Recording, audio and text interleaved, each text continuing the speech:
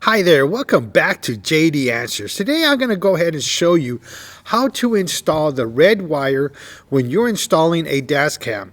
The dash cam I'm using is a Eurolax rear view mirror dash cam. No matter what type of dash cam you purchase, the process is going to be the same. So let's get into this video. When you're looking at your tail light, this is the light you want. You want the white one, the white bulb, the clear bulb. You don't want no yellow, no red or anything. And this is the backup light. If you're not sure which is the backup light, just have somebody go in the car, put your car in reverse, and the white light is going to be the one you're going to tap into. And since you know where it's at, like right now I know it's this one, open it and it's this top one right here. Alright, now this one has a green and a black wire. The black is your ground, the green is your load in. This is where the power comes into. And this is the one we're going to tap into to use a backup camera. What I'm going to be using is something called a T-tap. And what this does is you put the wire inside the terminal here, and then you simply close it and it breaks the wire and it creates a seal around it and it creates a connection. Then you would use the other part, which will connect this one to the red wire, and then when that makes a connection, you just put them both together like that. You're going to get your T-tap. You can see there's a terminal in there, silver part.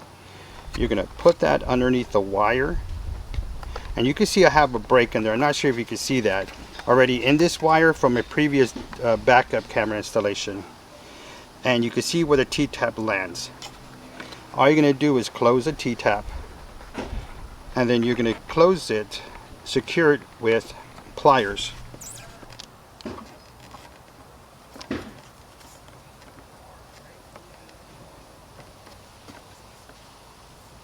Once you have it tightened, just try to open it with your fingers, see if it comes up. If it opens, then it's not ready yet, but it's good. It's a good connection. All right, now we're ready for the red wire. All right, you can see where I pulled this grommet out, and what we're going to do is we're going to route the red wire through here.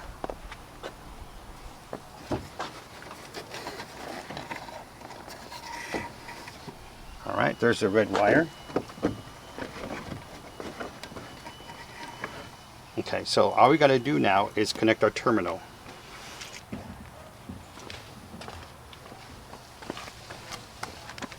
And this is what we're going to use. This goes into this T-tap, and you put them together and creates a connection. Let me get my hand out of the way. And it creates a connection. Now we're ready to splice the wire.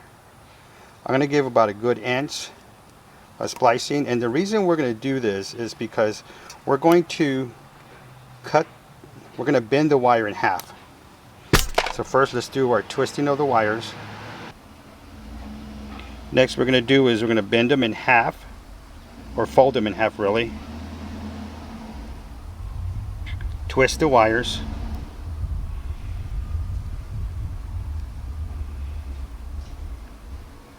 And the reason we're doing this is because this wire is very thin, and when you try to put in a terminal like this, it's going to simply slide out because it's not thick enough. So here we made a thicker connection here.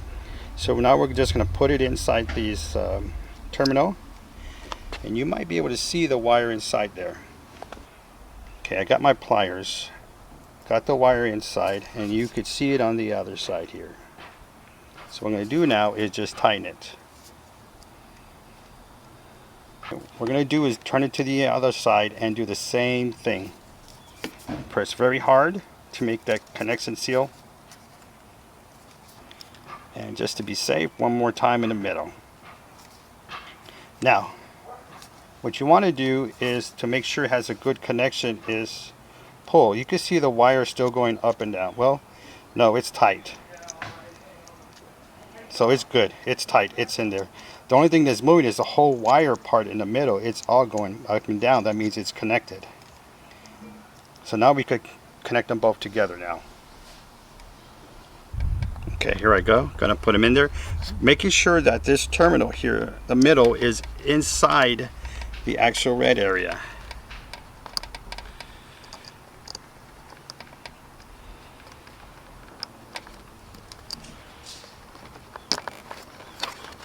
Okay, I think I got it in there, putting it tight. Now what you want to do is look at one side, see there's no silver on the outside coming in. Tighten it up a little bit more.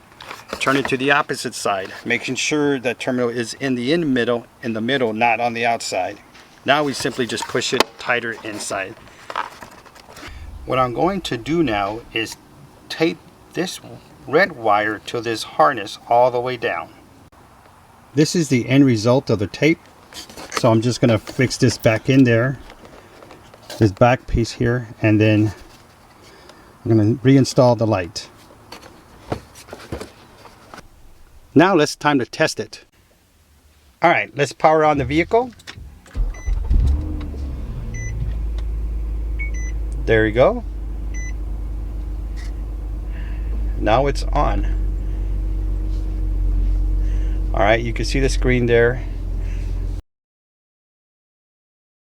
Now let's go ahead and see if the rear backup camera works. So we're going to put this in reverse.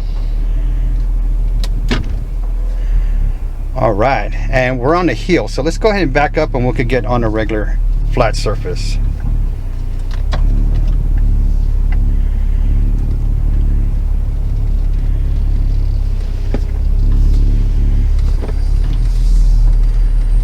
All right, we're reversing.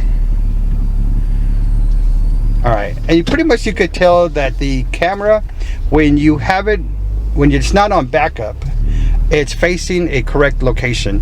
But let's go ahead and adjust the camera. So we're going to put it back on reverse, and with the screen here, we're going to lower it down. We're going to adjust the screen. There you go. See, just simply by moving your hand, you could adjust the backup screen to where you want it, and I think that is good right there. Here's a bonus video. This is something to think about when you have a backup camera ready, but you have a rear camera for recording. This is one of the best options for placement. Now what we're going to do is start installing the rear view camera. As you can see, I already have pre-holes drilled already. The first time I drilled was right here, and it was too close where I was trying to back up or not really parallel park. This camera was in the way. So I'm going to keep putting my camera to the left side. And this one has a 3M strip on it, and these hold very good with other dash cams. So let's go ahead and take this off. I actually got it on my first try. That's pretty neat. All right, we're just going to apply it to there. You want to make sure it's clean, but I've taken it to this car wash several times, so I know it's good. We're going to try to, let's see, about right there. I left about 1/8 of an inch before it hits this part, the silver part, this chrome part, so that way the rain's not going to be dripping on it. It's just going to flow straight down without hitting the camera. And again, we want to make sure it's straight because you don't want to going and looking at an angle. And I think we're good. Yeah, I think we're good. There it goes. Oh, all right. It was kind of crooked, but I straightened it out just by that. There you go. We can see a truck on the right. So if this video was helpful for you, please give me that thumbs up, because you know I appreciate that from you. If you're interested in this product, I'll list the links in the description down below. If you have any questions or comments about this camera or any other installations, please leave them in the comments section. Thank you for watching, and don't forget to subscribe.